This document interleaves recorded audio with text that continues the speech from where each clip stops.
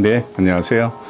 저는 식품의약품안전처 경인지방식품의약품안전청장 김명호입니다. 그리고 중앙대 약대 88학번입니다. 반갑습니다.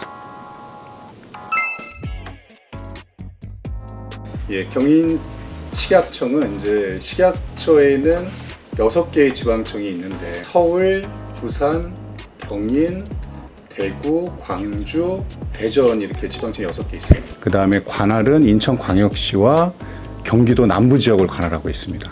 그리고 경인청 안에는 그 6개의 과하고 예를 들어서 이제 옆에 있는 운영지원과, 그 다음에 식품안전관리과, 농축수산물안전과, 의료제품안전과, 그 다음에 그 수익관리과, 의료제품 실사과라고 있습니다. 주로 GMP를 담당하는 의료기기 관리 TF가 하나가 있고요. 그 다음에 이제 저희가 6개의 수익식품 검사소가 있습니다. 저 지도에 나와 있는데, 예를 들어서 이제 미추홀 검사소라고 인천에 있고, 인천항 검사소, 인천공항 검사소, 광주 검사소, 용인 검사소, 그 다음에 평택 검사소, 이렇게 6개가 있고, 인천 주안에 시험 분석 센터가 있습니다. 그 센터에는 2개의 과가 있습니다. 유해물질 분석과, 그 다음에 식품기준 분석과.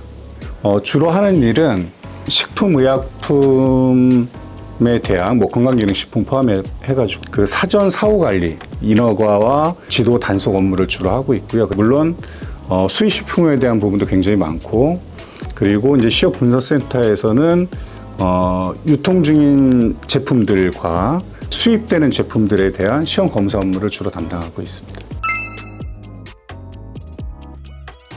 일단 크게 차이가 나는 거는 우리나라에 들어오는 모든 수입 식품 용기에 대해서 검사를 하고 있는데 전국의 65%를 경인청에서 담당을 하고 있습니다. 그래서 그게 가장 두드러진 점이고, 그 다음에 이제 의약품 관련해서 제조업소들이 있는데 공장들이 그게 저희 관할의 35% 정도를 차지하고 있고요. 식품이나 일반 쪽은 대략 한 20% 이상 이렇게 차지하고 있고, 그래서 6개 지방청에 비해서 경인청이 정규 직원이 320명 정도로 제일 많고, 부산청이 220명 정도, 그리고 서울청이 한 150명 정도, 그다음에 나머지는 80명 이하가 이렇게 되고 있습니다.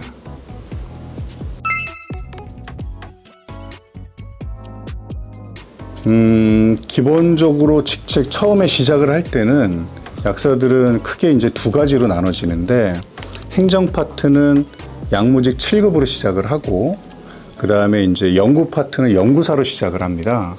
주로 이분들이 하시는 일이 의약품에 대해서 허가 서류에 대한 심사를 이제 연구 파트에서 주로 하시고, 약무직 같은 경우는 의약품, 화장품, 의약 외품 그런 파트에 대해서 허가나 그 다음에 사후관리, 지도 단속이라든지 수거하는 역할, 이런 역할을 주로 하고 있습니다. 제가 95년도에 졸업을 했는데, 졸업하고 95년도 당시에는 이제 식약처가 없을 당시고요. 그때는 이제 보건복지부가 있었습니다. 그래서 보건복지부 안에 이제 약정국이라는 국이 있었고, 그 안에 약무정책과라고 있었어요. 그래서 약무정책과의 감시계 쪽에 처음에 이제 제가 입사를 하게 됐고, 그래서 그때부터 이제 생활을 하다가 2006년에 이제 사무관을 달게 되고, 그러면서 수사 업무도 해보고, 사후관리 업무도 해보고, 인허가 업무도 해보고, 그렇게 하다가 2013년에 이제 서기관을 4급을 달게 되고, 통상 업무도 해보고, 그때, 그 다음에 품질과장도 하고, 이제 총리실 파견도 한 1년 정도 갔다 오고, 그러면서 고위공무원이 된 거는 2020년에 고위공무원이 됐고, 되고 나서 이제 마약국장도 해보고, 경인청장도 하고, 그렇게 지금 생활을 하고 있습니다. 예. 이제 의약품 제도 중에 그 GMP라는 제도가 있습니다. 그 의약품 제조 및 품질 관리 기준인데, 약을 만들 때 좀 더 깨끗한 환경에서 품질이 좋은 의약품 만들기 위한 제도가 있거든요. 그 제도가 원래 92년도 정도에 만들어져 처음으로 만들어져서 94년도부터 의무화가 됐고 제약회사들한테.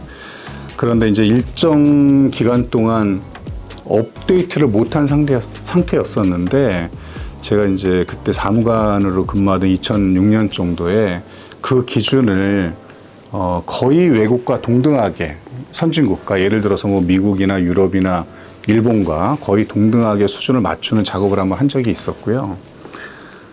그리고 2017년에 총리실 파견을 갔을 때인데 그 살충제 계란이라는 그 사건이 있었어요. 2017년도에. 그리고 이제 생리대의 안전성 문제가 있었는데 그런 문제들을 총리실의 차원에서 좀 대응을 했었던 게 기억이 많이 남고, 또 하나 진짜 기억에 남는 거는 2018년도에 무슨 일이 있었냐면 뇌전증 환자들이 있거든요. 소아뇌전증. 근데 그 애들한테 쓸 약이 많지 않아요. 많지 않은데 에피듀올렉스라고 그 대마 성분 중에 하나인, 대마의 이제 주성분을 3개로 저희가 잡고 있는데 그 칸나비놀하고 칸나비디올, 그다음에 THC라고 3가지 성분을 주로 잡고 있어요. 근데 그 중에 그 CBD라고 얘기하는 칸나비디올이 에피듀올렉스, 그거의 주성분인데 그게 대마에 속하게 돼 있어요. 근데 희한하게 이 마약류 관리에 관한 법률에 보면 코데인이라든지 다른 것들은 의료용으로 사용을 할 수 있어요. 주로 이제 학술용, 연구용, 의료용 이렇게 사용을 하게 돼 있는데, 특이하게 우리나라 마약류 관리에 관한 법률을 보면 대마는 학술용하고 공무용뿐이 못해요. 의료용으로 사용을 못하게 돼 있었어요. 그 당시 법이. 그래서 그 당시 이제 그런 아이를 둔 부모님들이 외국에서 개발된 약을 밀수하는 형태로 한국에 갖고 들어와서 애들한테 이제 복용을 시켰거든요. 그래서 계속 관세청에서 적발을 해서 검찰로 넘기게 되는 형태가 되는 상황이었었는데 환자협회에서 이거를 좀 풀어달라는 요청이 있어서 그때 검토를 해보니 충분히 외국에서 의료용으로 사용하고 있고 의약품으로. 근데 우리나라만 그런 법체계 때문에 사용을 못하는 경우였었거든요. 그래서 제가 그때 마약정책과장이었었는데 그때 마약법을 개정을 해서 그 에피듀올렉스를 한정적으로 수입할 수 있는 의약품에 대해서 어린 아이들한테 사용할 수 있게 해준 그런 사례가 좀 있었어요. 그래서 저는 그 부분이 굉장히 기억에 남습니다.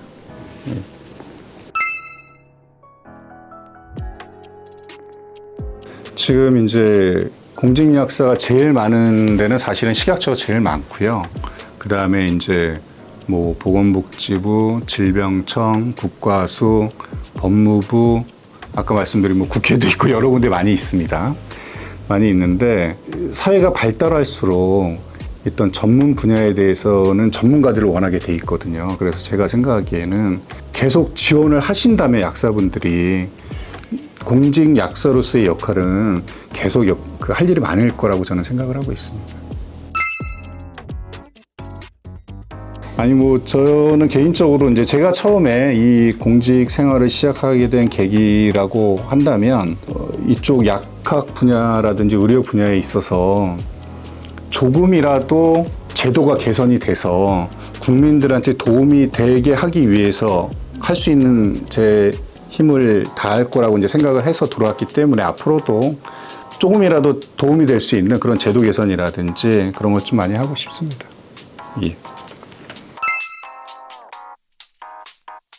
사람들이 대학을 갈 때는 물론 자기가 원하는 과에 가는 경우도 있지만 상황에 따라 그 뭐 원하지 않더라도 그 상황에 맞춰서 또 가는 경우가 있는데 저는 그 후자에 해당하는 것 같습니다.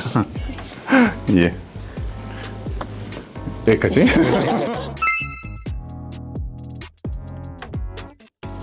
그래서 이제 입학을 하게 되면서 이미 들어왔으니 입학을 했으니 이제 그 당시에 이제 많은 동기들, 뭐 선배님들, 나중에 이제 후배님들하고 대화를 참 많이 했던 것 같아요. 얘기를 많이 해서 앞으로 무엇을 할 것인지 그런 것들을 많이 생각했던 것 같습니다. 일단 약학이라는 분야 자체가 국민의 건강하고 관련이 있거든요.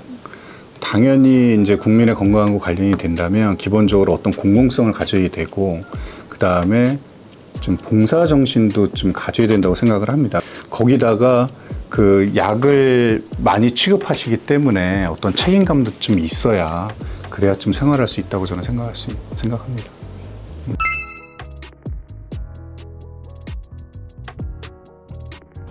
기본적으로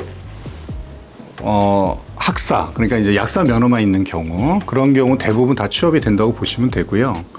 아까 말씀드린 연구사가 이제 주로 심사를 하거나 연구하는 파트가 있거든요. 그쪽 파트는 석사 이상을 많이 뽑습니다. 그래서 석사가 필요하고, 근데 간혹 가다가 아주 특이한 케이스로 뭐 5년이나 10년에 한 명 정도는 박사학위 있는 사람을 채용하는 경우가 있어요. 그런 경우는 박사학위가 좀 필요하죠.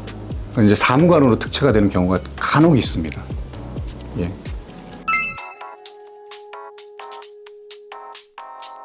근데 일단은 본인이 무엇을 하고 싶은지가 제일 중요한 것 같고요. 그 다음에 또 어떻게 살지를 생각하는 게 되게 중요한 것 같아요. 그러니까 이런 거를 고민을 한 다음에 공직약사를 선택을 하든, 뭐 산업계로 가든, 그 다음에 어떻게 뭐 약국 쪽도 괜찮고, 그러니까 자기가 어떤 일을 하고 싶은지, 그 다음에 어떻게 살 것인지를 정하고 나서 그 다음에 그 진로로 좀 선택을 했으면 좋을 것 같습니다.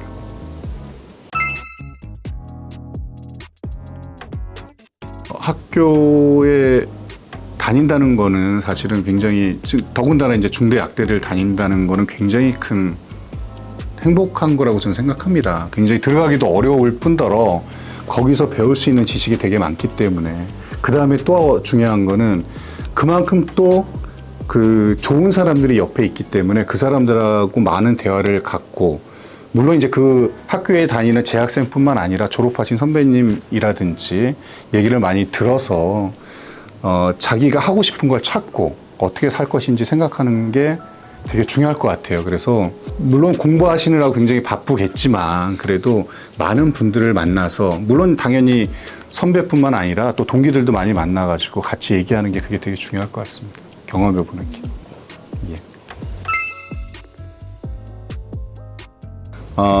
일단 첫 번째는 제가 이런 보건의료 파트에 일할 수 있게 해준 그런 의미가 있고요. 이제 약사 면허증이 있기 때문에 이쪽에 다른 사람들보다 굉장히 쉽게 진입을 할 수 있었고, 그다음 두 번째로서는 우리 아내님을 만난 게 되게 중요합니다.